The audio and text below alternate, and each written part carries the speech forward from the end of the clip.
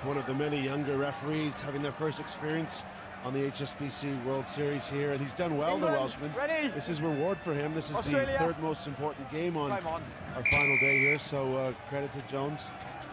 Go well here. Okay, to kick for Australia is Tom Lucas, and away they go in the gold of Australia and the England team in their predominantly white colours with the red rose, of course, and straight away for England, Phil Burgess shows us what he is capable of. The tackle coming in from Nick Malouf, cleared away by Mitchell. Out wide for England, where De Cup and Tier is waiting, but straight away they are through, and it's a very nicely taken try by Tom Bowen, just seconds gone. Textbook work from the English attack. Tom Bowen's been a thorn in all the sides here, but there was just too much width here for the Australians to cover, and Bowen's pace was too strong. Far too much ground to cover for those Australian defenders. Bit of a change look for Tom, with his hair cut right back for some of the recent times we've seen him play. Tom Mitchell not doing that with his hairstyle at the moment. And look at that, just look at that. That's an example that the breeze is still whipping down off the desert, the flat part of the outskirts of Las Vegas, and making it difficult for all types of kickoffs. We'll see how Mitchell goes to the next one, the kickoff, to make it to the 10-metre mark. It's tough kicking conditions. Well, this is when he wants the wind in his face. He should be able to hang this ball up for one of his big men to go gather. So there's the difficulty, and that's the problem. Gareth, you know all about this kicking. You kicked 1,000,000 points for Canada.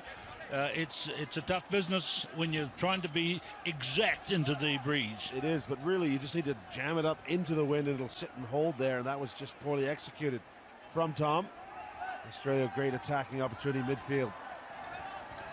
So let's see what Australia can do. Alex Gibbon. That's a nice run. Lockie Anderson, number 12, has been a real star bright player for the Australian team here. And there's their captain going into the front, Ed Jenkins, with the headband. Number 12 is Lockie Anderson, tall guy, very quick.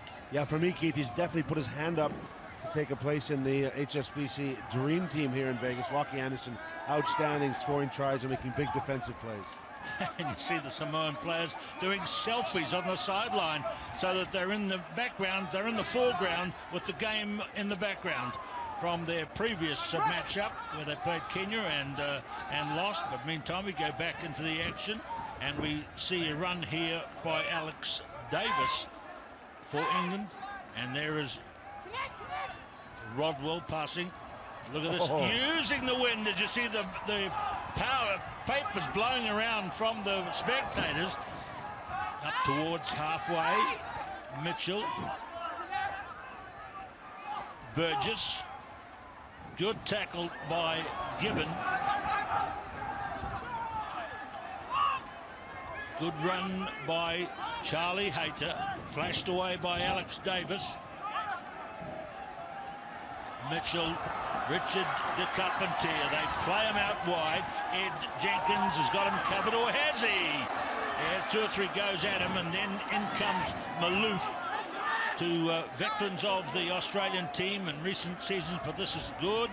Control passing, just as your commentator says it, the ball is whipped behind by the wind, probably more than anything else, and now Davis gives it to Burgess. Again, Australia's defence holding. That's Gibbon, number 4.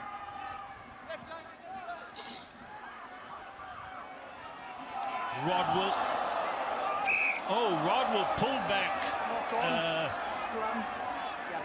He pulled back Nick Malouf there by the collar. We did have a discussion about that yesterday, grabbing of the collar. Yeah, the collar. This was after the whistle. The knock-on had been completed, then just looked a bit worse than it was, because trying to kick the ball ahead. Nick Malouf it was, yeah, just trying to kick the ball ahead. It's a bit of an issue in North American football, the collaring. Yeah, big no-no in gridiron. It's called a horse collar, grabbing the back of the collar. Tom Lucas, 2 headbands in the Aussie team. Is that a tribute to Nick Mullins? He's playing up in Japan these days.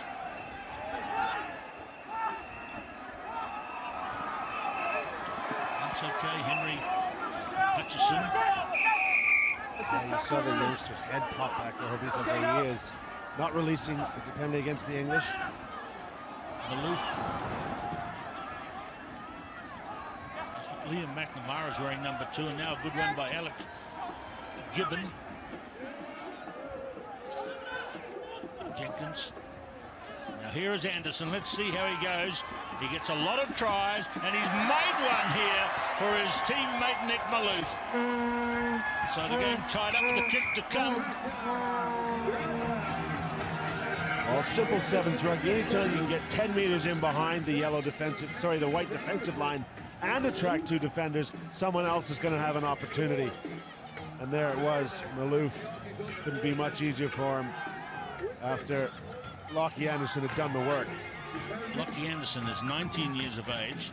He's out of the Eastwood club in Sydney, and he's 1.87 m and coming up 95 kg, so he's a pretty sturdy lad. So he made a half break there, then fended off to allow Nick Maloof to go in for the try. So there's the, is it the wallaby symbol? I don't know. That's not a wallaby. There's nothing like a wallaby. Is that a, yeah, one of those little creatures? It's not a wombat, is it? No. I don't know. People all over Australia will be saying that Kiwi bloke, he doesn't know what he's talking about. Those blokes from the Shaky Isles, that's what they'll be saying. Rodwell. Here's Davis. Oh, sorry, here's Davis this time. Alex Davis. And Capontier works so hard. Davis again. Burgess backed up by Rodwell. Davis to Carpentier. Number 10 is Clonicky. Dan Norton. We'll look at the hit going in on him from Liam McNamara. Just a nice play by England. Yeah, good width in these conditions. They seem comfortable pushing it that wide, and with Dan Norton on the end, they're going to get some rewards sooner or later. There was a head high there. You saw Tom Mitchell's head pull back. Ooh, bit of pushing and shoving on the ground. Just outside of your shot. We've been saying throughout the last couple of days and throughout the last, couple of years really, about the camaraderie that exists between the players. There's all this very physical stuff. Look at this. This one. This is tough going here. Maloof. And the background there. And Maloof and Mitchell steps over the top. A few years ago, there might have been a different result to a raised boot like that. But I was following one of the Aussies down the corridor today, and coming towards them, I think it was somebody from the Welsh team, and they high-fived as they passed each other, just to say good morning, as one went to breakfast and one came out of breakfast. That's apropos to nothing, because in this game at the moment at half-time, it's Australia 7 and England 5. Wind continues to blow. 7 minutes to go for these two teams. This is the battle for 5th and 6th place. We've got the bronze medal match next, and then the gold medal match up. Yellow. South Africa to play Fiji in the grand final. That's going to be great, of course, as Australian side. We're in the final last year. England have been in several finals this year. England drop. England drop. Crouch.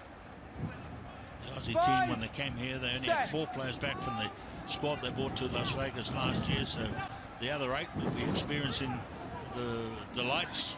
Well, probably mostly they'll be experiencing them tonight. But here's Hutchison, young Henry Hutchison, who was playing here last year. He was in the team.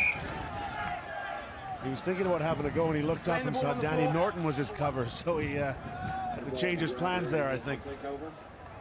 We're on the 5, okay? Look here, he says, oh, this guy's got pace to match me.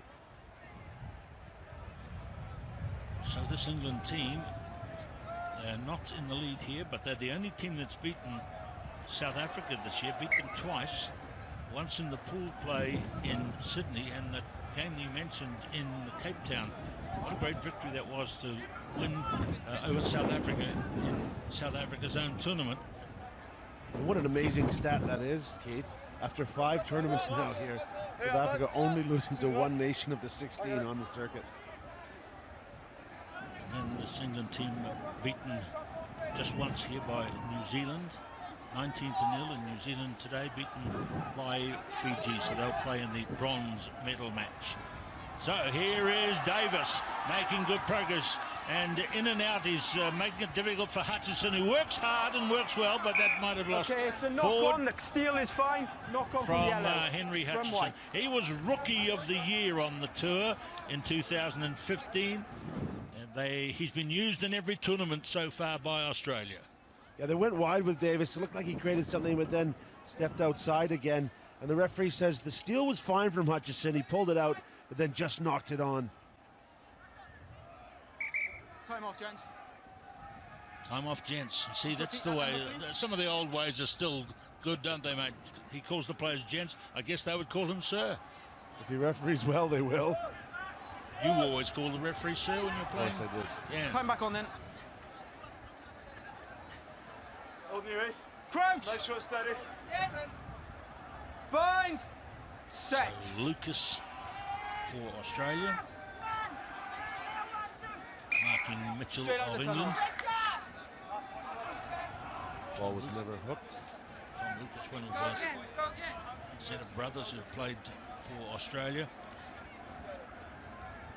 Crouch. Tom Lucas was here last year, Set. but he missed selection for Rio. Mitchell was in the team in Rio and has been around a number of years. Tom Mitchell, this is his 39th event.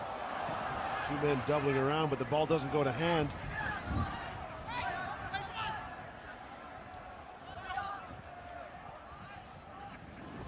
Davis to Mitchell, to Norton.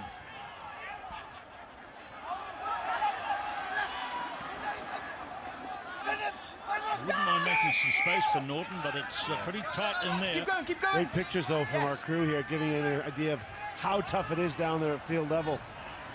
And the chip onto the ground from Dan Norton is rolled into the hands of Sam Myers, and there's just some of the difficulties of catching in the breeze, or even if you look up before the ball gets to you. And now here comes Phil Burgess.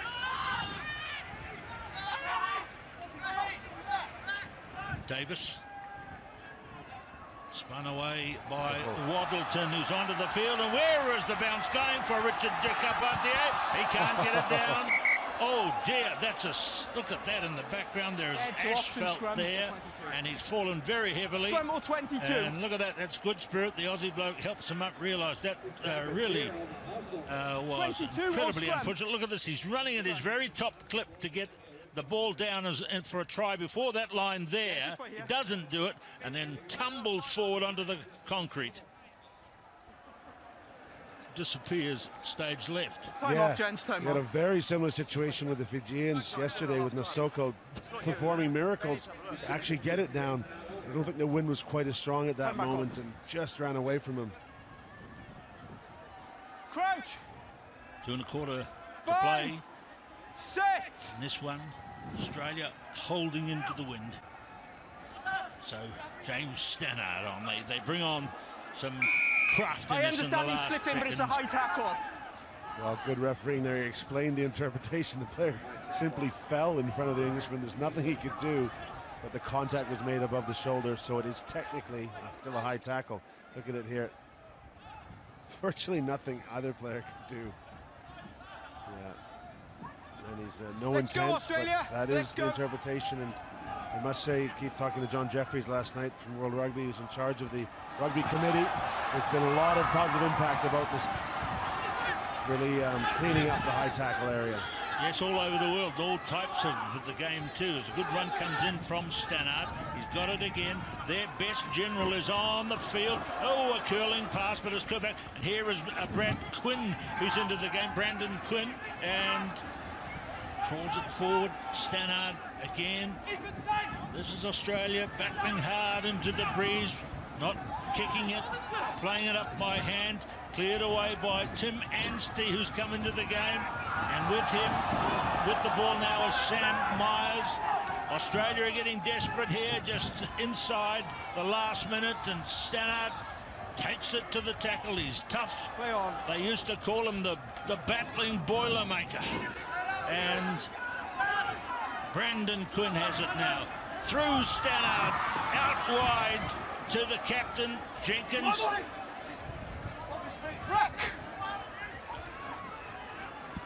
Quinn again. Anstey. Straight down, support your body weight, number 11. So that's against Brandon Quinn. Clear communication from the ref. Support your own body weight in that ruck roll where you're standing over. You may have seen in our ruck piece earlier the importance of the arriving player standing strong, establishing the ruck area. Okay, thank you. Substitution coming on for England, and number 13, Charlton Kerr, is into the field. I think this is his first appearance. He's been the 13th man for the last 2 tournaments, and this one here makes 3. He's just 19 years of age, and he's been waiting to come onto the field. And just to clarify, if you're 13th man, only an injury by one of your teammates will get you in the squad for a chance like this. So he's into the game. Charlton Kerr, look out for his name. They're very keen on him. It's a teenager who's come into the game. He might get the ball past his way. He's in for it there. And good work he's done to clear it. He's got to help the England team bring it all the way up the field, and that's McConaughey, Rory McConaughey. Now Norton, and he kicks and chases, and this is a good move because he's the speedster. He waits for the bounce. He's got it, but the defence is coming in. But it's gone to the young lad. The young man comes off the bench and into his international career and scores what will probably be a match winner for England. That looks like he has won the Rugby World Cup, the FA Cup, the Davis Cup, with a moment like that for Charlton Kerr. Well, just reward, because Charlton Kerr did the work to make up for the earlier mistake. He cleaned it up. Quick ruck here, and Norton backs himself. You know he's going to with the pace, but it's almost as though Norton, when he gets this ball, recognizes the opportunity here, not only to win the match, but to reward the youngster getting his first game, first touch. Charlton Kerr, first try. This was a good move, wasn't it, to kick and chase with his speed? Very smart, and we talked about at the half where England going to use it. They waited till the very last second. A beautiful moment. Look at that. They realise, do you know, Gareth has explained to you about the 13th man. He's been 13 man. He has to sit in the grandstand. Tommy Bowen goes over the top. He has to sit in the grandstand. He's not allowed to come down and be on the sideline unless he's an official member of the squad. And so he's on the sideline. He gets onto the field and he scores the winner, 10-7 over Australia. What a moment. So much to offer, and this is only the battle for 5th and 6th, the 2 big ones to come. Well, congratulations, your first World Series try is a game winner. How does it feel? Yeah, it's incredible. Like, you know, being 13th man, you're waiting for the opportunity to come on, but 12 players ahead of you doing such a great job, you know. So it's great to be there. It's great to be scoring that try in the end, honestly. Really, I didn't do much. It was all Norts doing his magic, Asper, showing his experience. And yeah, I was just... Oh, it's crazy. It's so crazy out here. But yeah, no, great. Like I said, we're such a great squad, great people, great mates. So yeah, I'm loving it. Congratulations. Yeah, cheers. Thank you very much. So write his name down. Charlton